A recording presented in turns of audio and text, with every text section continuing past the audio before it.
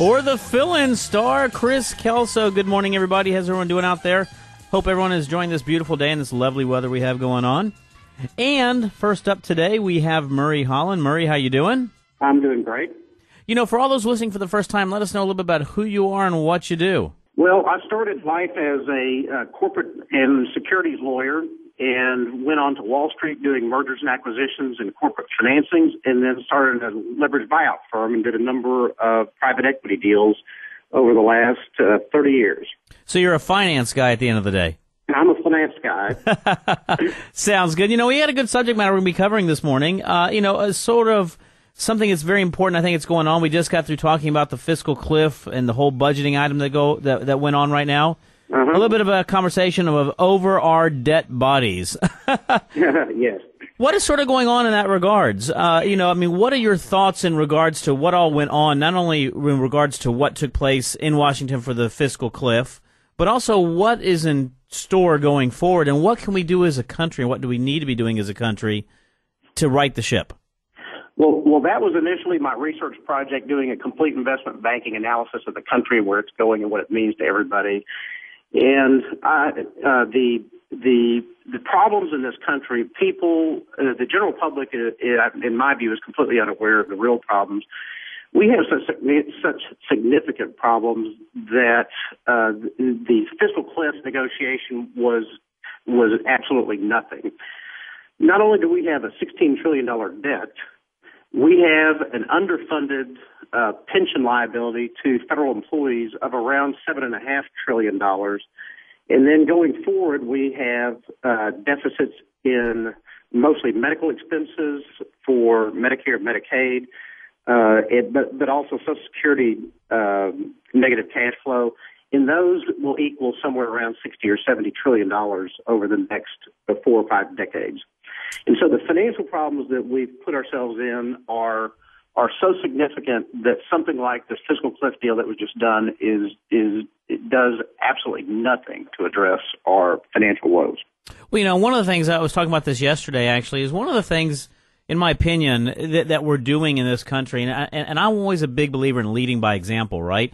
You know, I lead my personal financial life as I earn $1 and I spend 50 cents. I save 25 cents. If I don't have money to spend, I don't spend it. If I can't afford to buy something, I don't buy something. And I hate to say it, one of the things that I see the leaders of this country do is we are not leading by example. We are not leading the country in a way that we can show our children about the effective and proper way to lead fiscally and financially speaking their own micro lives. Let's take away the macro side of things. Exactly, and what we've actually done for our children, and the 20-something-year-olds and 30-something-year-olds still don't have a clue what we've actually done. Here over the last 4 years, we've borrowed over $6 trillion. And just with the money that we owe to third parties, which is roughly 12 of the $16 trillion, our average interest expense over the last 40 years has been 6%. So at $12 trillion, we're going to be spending, and our children are going to be spending, $700 billion a year forever. For instance, when we borrowed money during World War II, we never paid that money back. We've been paying interest on it, and we will pay interest on it forever. And so our children here in the next 10 and 20 years, they will be paying around $700 billion a year in interest expense. And this is with only $2.5 trillion of revenue in the federal government, which hopefully will grow some. But still, that's a significant amount of percentage of our federal government tax receipts, which means that on all other programs, we'll be unable to fund all these other programs. Well, technically speaking, right now, we shouldn't be funding any of the other programs. You know, one of the things I would like to ask everybody out there is, and you're no different, what is a solution? What is an effective way to address this, and how should we be addressing this right now?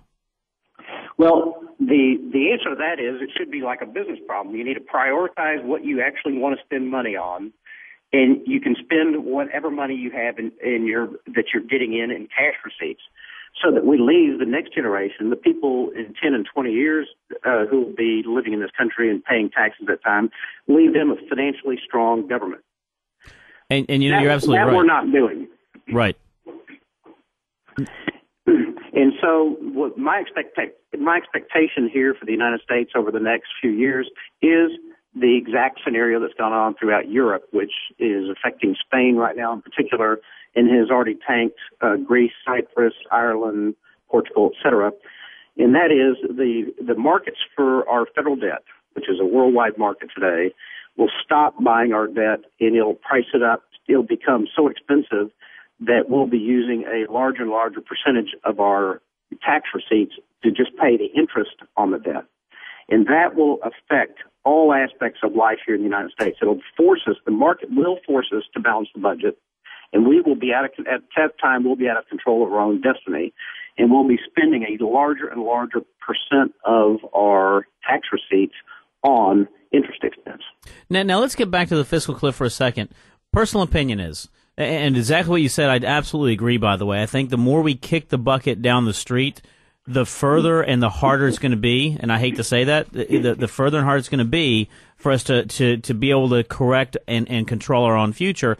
But that's exactly what I felt that the vote ended up being in Washington. It ended up being, let's take this can, let's kick it down the street, let's have a future generation talk about it or deal with it. And then more importantly is, let's deal with the real issue, which is spending at a later time. Let's prepare for another fight at a later date. Exactly. The politicians clearly just don't want to face the pain that's going to happen. And, of course, all it does is make it worse next year and worse the next year. And by the time the markets take over our finances, it becomes a highly, highly painful episode to all of the country. And, of course, the people who are going to suffer the most under that scenario are the entitlement recipients, because we were going to have to cut entitlements significantly, because we will be forced to balance our budget. We can do it ourselves and control our destiny, or the markets are going to control it for us. You know, and I absolutely agree. You know, one of the things I keep telling everybody is, if you look at what happened in the vote, unfortunately, our politicians today are more in tune with getting reelected than they are in doing right for the U.S. government and for the U.S. population. That's one of the reasons why, and I've said it 100 times before, I believe in term limits.